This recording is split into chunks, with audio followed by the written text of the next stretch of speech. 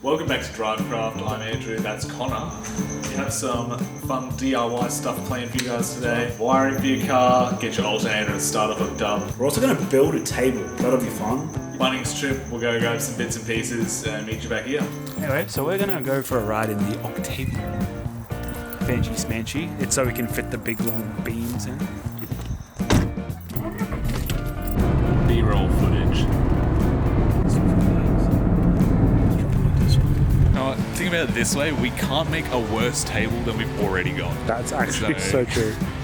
That white one is on its last legs. So we've got here some untreated pine. Yeah. We're gonna go have to find somebody to cut all this stuff up. The lowest prices are just the beginning. Yeah. Socket shelves, cutting wood.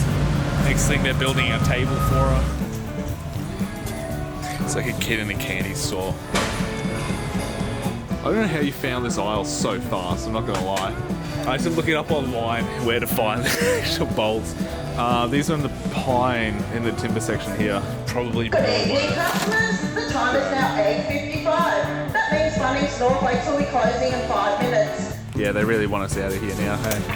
Bagging our haul. This is why you get a wagon. Why I probably shouldn't get rid of it. Instead of chocks, some screws, the drill bit that we needed, and all the timber that we need to make our little bench. $50? 55. $55. Wait.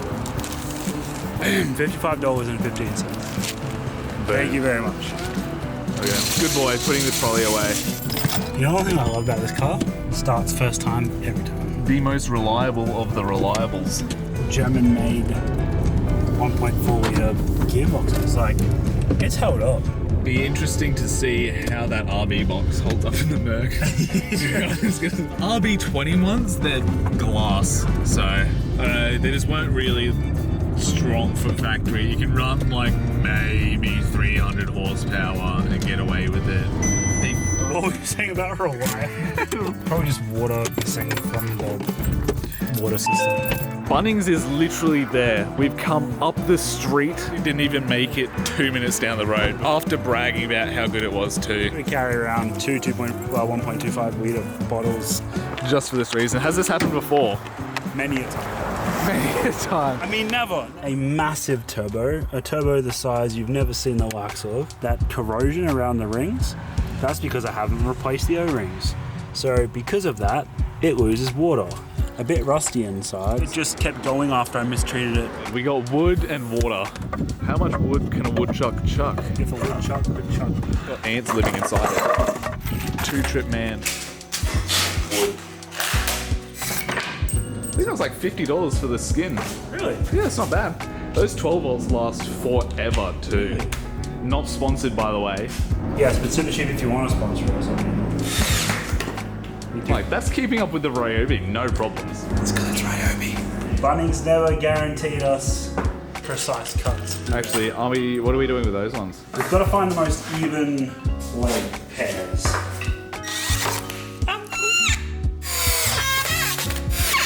And I'm no carpenter. We also didn't consult the U-tubes before this, so... He's a Bunnings veteran. Others call me... Connor.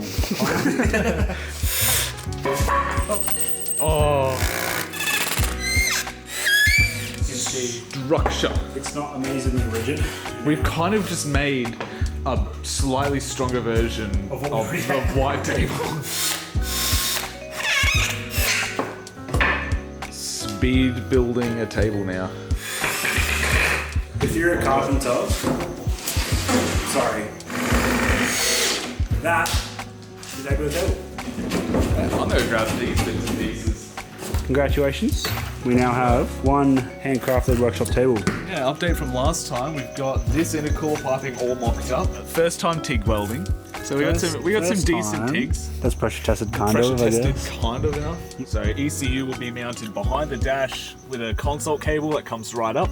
That gets punched straight through the firewall. Everything's been seam sealed, so no water's getting in. I've got an accessories relay here, 30 amp fuse, and an ignition one down the bottom, which are both running to a distribution pole, which I can just tee off of whenever I need those specific power sources.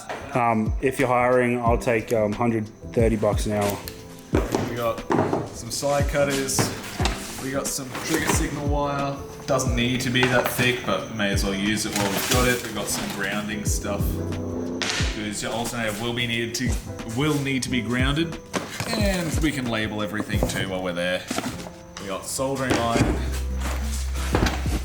Little drawn up diagram, but it will include those. It is super useful. This is for an RB harness, so if you are looking at doing your RBs, I'm pretty sure SRs are pretty the same. We got an alternator, our stock harness that I'm cutting up to run in what I've got. We got some 80 amp fuses, some 80 amp MIDI fuses, MIDI fuse holder, some 4 gauge terminals to go into that, our ignition switch, coming to a red and white, or white and red cable, and it also has a white cable coming to a 2-pin plug on your harness, so that's this guy here. You've got your white and red cable and your big white one, so it's going into the back of your alternator there. Give myself a decent amount of length just so I can actually strip some wire back and get some decent heat shrink over those to be safe. This is the professional way to do it. You don't buy wire strippers, side cutters, there you go. Got our copper exposed, that plug's ready to go. The rest of this, we don't really need at this stage because we're making a new charge cable, we've got our new ground cables, that's all gonna be sorted, ready to go. So I'm gonna put that one aside. So that's going from our distribution pole down to where our alternator sits. And the rest of this is gonna also go from our distribution pole down to our starter motor. Because I do want the alternator side to be fused, but not the starter, because it's going to draw way too many amps and it's going to pop that 80 amp fuse the first time we try cranking it. It's a 15 amp. I can just do the same thing. We're going to strip off one end. We're going to connect it to this dude first. This guy's going to connect straight into our fuse box. Hold it. This side's going to be your ignition side. From there, we'll see how we go. Just waiting for the soldering iron to get hot so we can actually start soldering this thing together. Essentially, you've got your battery up here. So you've got your battery. The 75 amp indicates a fuse. Not many other things in a wiring harness will have amps next to them unless they are a fuse. And then he's labeled it really nicely. So that's your alternator. And then on top of that, we've got another white wire, which he's labeled. And then all of the T intersections here are just gonna be joins. So in a lot of your other harnesses, the old copper doesn't like to get soldered very easily. So you'll have to either pump the temperature or hold your tip there for a while. Lovely, so we got a decent amount on top. So that's not gonna come out. And that's me pulling decently well on that thing. So we've got one side done. I'm gonna mock up essentially where this is gonna go. Remember, it's always better to have more length than not enough. We've got that cable done. The smallest lugs I can get that'll bolt onto like an M6 bolt or a 10mm bolt are too big for the wire that I've actually got. So a little trick that you can do is grab your side cutters, get that one separated again. I'm going to do a twist, twist, twist, and fold it back on itself. I'll come back. Put your hand behind it. There we are. So essentially what I've made is something that's going to fit into that gap a bit tighter. And we can solder that guy just so it is a solid thing. It's not going to move around before we crimp. So lovely. That there. That there. Start soldering up the tip of this guy. Doesn't need to be a whole heap of solder on this one. Just enough that it doesn't move around at all. So on your ring terminals, it'll have 2 numbers here. Mine says 6 and 6, which means that it's a 6mm eye and a 6mm hole. And I've got my crimping tool here, and I've just changed it to the 6mm dies. So crimp this one down a bit, so you can feed that guy through. At the same time, when I start to feel that guy grab, I'm shoving my wire through as much as I can, so that as I start crimping down, we are getting the most contact on that lug. And now that one is on there solid, that's not going to come out no matter what. And again, we're going to chuck some heat shrink over the end of this guy.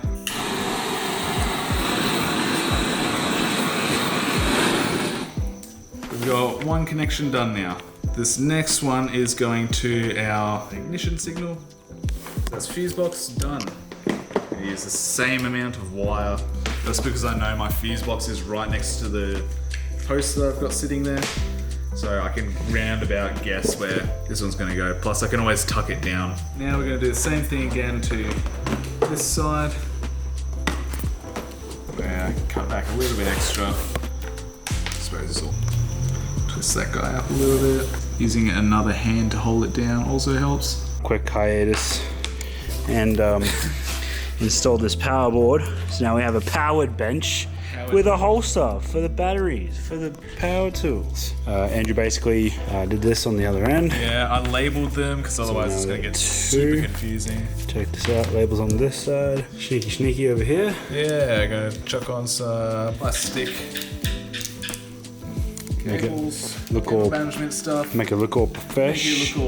Push the wire in as we go. A little bit of tape. Sweet. So there we go. We've got our fuse box and ignition.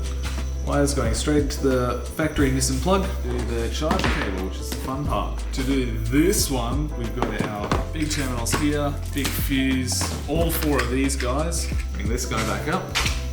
Don't need a lot of wire stripped off for these. You're literally exposing the barest ends possible. So it is such a thick gauge wire.